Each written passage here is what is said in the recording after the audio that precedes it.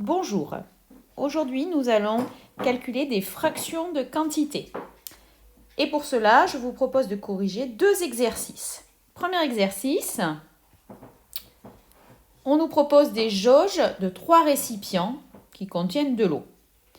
Donc, première jauge du premier récipient, voilà ce qu'elle indique. On voit que la jauge a été coupée donc en 4 morceaux identiques et il n'y en a qu'un qui est bleu. Ça veut dire donc qu'il y a un quart de la jauge. Le récipient est rempli au quart. Ce récipient en entier contient 50 litres. Il va donc falloir calculer le quart de 50 litres. On va l'écrire. Donc pour le petit a,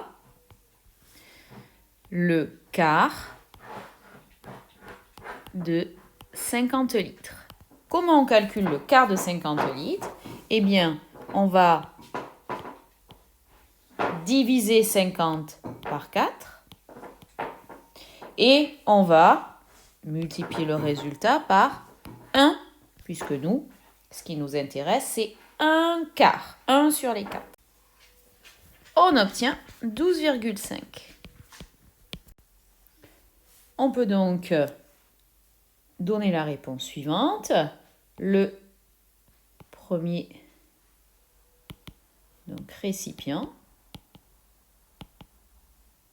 contient 12 litres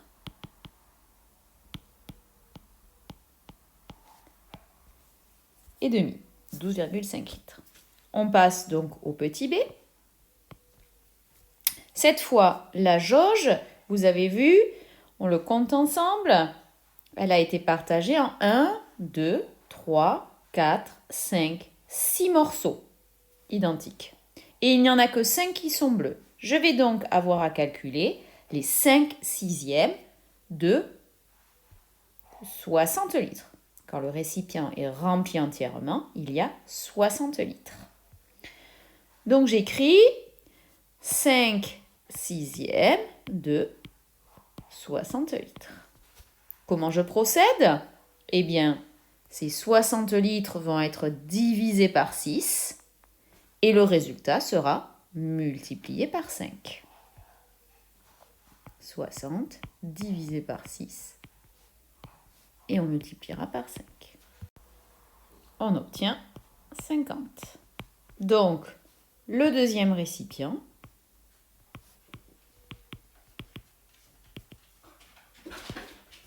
contient 50 litres. Le troisième récipient, le dernier, alors, la jauge a été partagée en 1, 2, 3, 4, 5, 6, 7, 8 morceaux identiques. Et vous avez vu que sur ces 8, eh bien, il y en a 5 qui sont donc coloriés en bleu, c'est-à-dire remplis d'eau. Donc, ça veut dire quoi? Bien, ça veut dire qu'on va avoir à calculer les 5 huitièmes de, eh bien, quand il est rempli entièrement, on a 40 litres. Donc, de 40 litres. Toujours pareil, on procède de la même manière. Ces 40 litres, on va les partager en 8. Et le résultat de la division, on le multipliera par 5.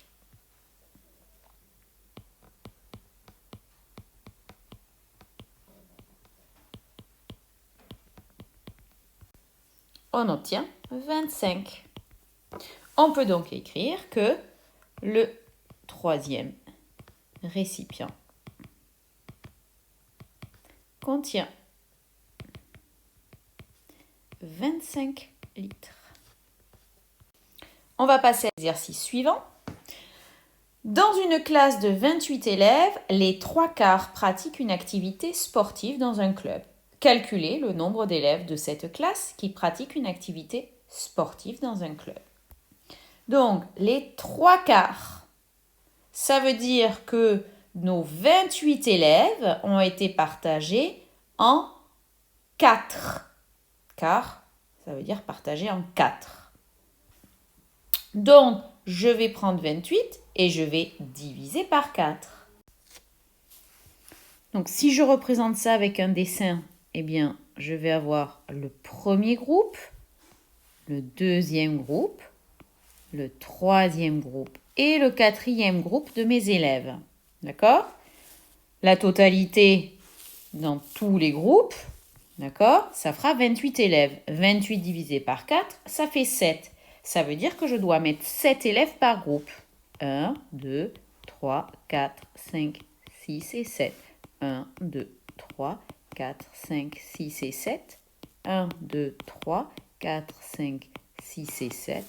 1, 2, 3, 4, 5, 6 et 7. J'ai donc fait des quarts. J'ai partagé mes 28 en 4. Moi, maintenant, je veux les 3 quarts. C'est-à-dire que je vais repasser en couleur 3 groupes sur les 4.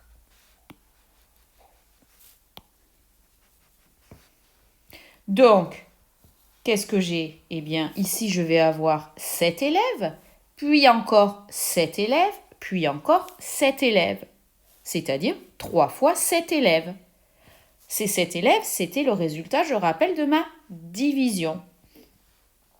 Donc, tout simplement, si je veux effectuer les calculs maintenant, eh bien, je vais avoir le 28 divisé par 4 à effectuer en premier pour savoir combien de petites croix je vais mettre dans un groupe. Et ensuite, le résultat, je le multiplierai par 3 puisque, vous avez vu, moi j'ai colorié 3 groupes. D'accord? Donc, au lieu de compter une par une les petites croix, on peut faire les opérations. 28 divisé par 4, 7 fois 3, 21. J'aurai donc 21 élèves qui pratiquent une activité sportive dans un club.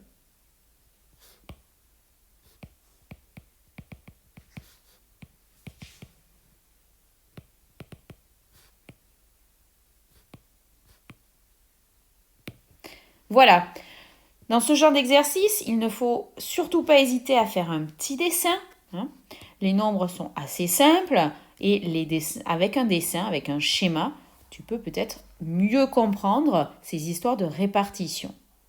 Voilà, la vidéo est terminée. Je te souhaite bon courage et à très bientôt.